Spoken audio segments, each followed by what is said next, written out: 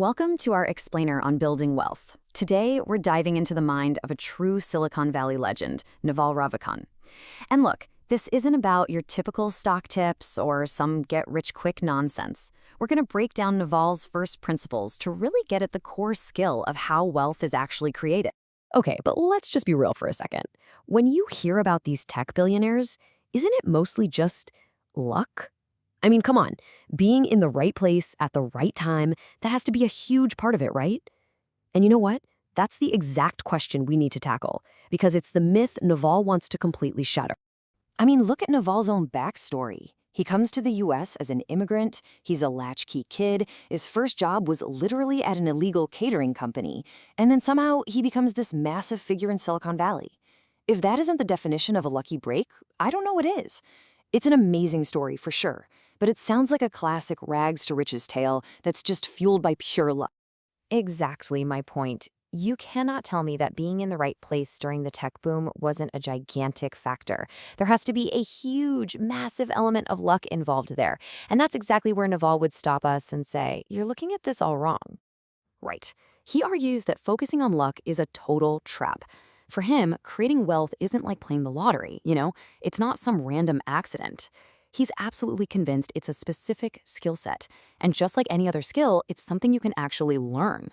And he makes this incredibly bold claim to prove it. He says, and I quote, "If I lost all my money and you dropped me on a random street in any English-speaking country, within 5 to 10 years, I'd be wealthy again."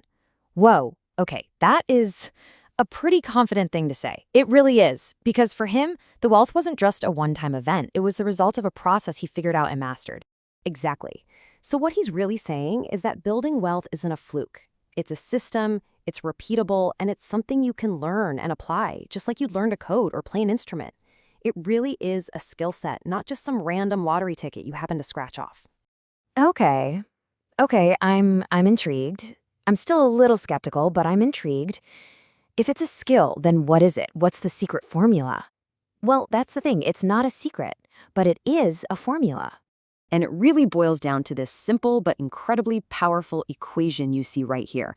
Wealth equals specific knowledge plus accountability plus leverage. These three ingredients, when they work together in the right way, are basically the engine that creates wealth.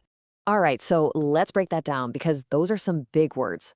Let's start with what Naval says is the absolute most important and honestly the most personal part of that whole equation, specific knowledge. Now, specific knowledge, this isn't something you learn from a textbook or that you can get a degree in. It's the kind of knowledge that's found at the unique intersection of your own natural talents and your deep, genuine curiosities. It's the stuff that is authentically and uniquely you. Naval has this amazing example to show how this all works in the real world. Think of the real estate industry as a ladder. On the bottom rung, you have a laborer. What do they sell? Their time. That's it. One step up, you've got a contractor. They take on accountability for the whole project and they use labor as their leverage. Go higher still and you'll find a developer. Now they're using specific knowledge of a market plus capital as leverage for massive returns. But at the very, very top, that's the tech founder who builds a platform like Zillow. They are applying the ultimate forms of leverage, code and media, to the specific knowledge of the entire industry. Each step up that ladder just exponentially multiplies the potential outcome. So this all begs the question, right? How do you even begin to find your own specific knowledge? Well, Naval suggests a really simple thought experiment. Just start by asking yourself this one question. What is the one thing that feels like play to you, but looks like work to others?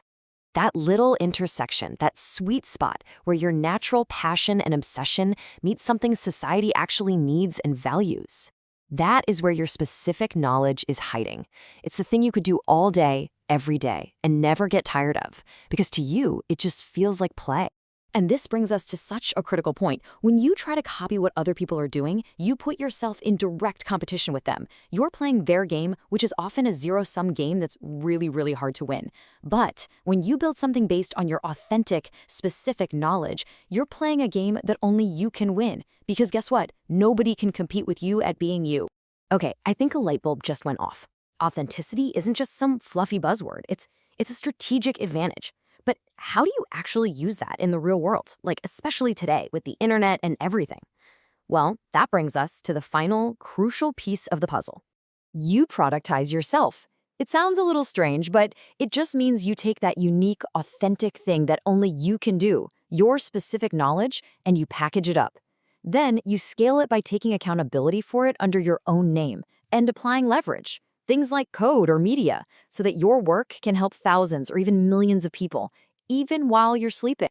So, what does this actually look like day to day? Well, it all starts with just following your genuine curiosity. From there, you build a brand and you take risks under your own name. That's the accountability piece. You create content, write, record, code, whatever, to build what Naval calls permissionless leverage, which are things like blogs or videos that are out there working for you 24/7. You focus on playing long-term games with long-term people, building that trust. And by embracing all that accountability, you start to earn equity, and that is the real path to financial freedom.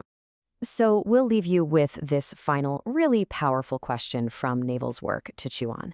What is the one thing you know, born from your own specific knowledge and curiosity, that society wants but doesn't quite know how to get yet? Think about that. Because the answer to that question isn't just a fun little thought experiment. It could literally be the blueprint for your own path to building wealth.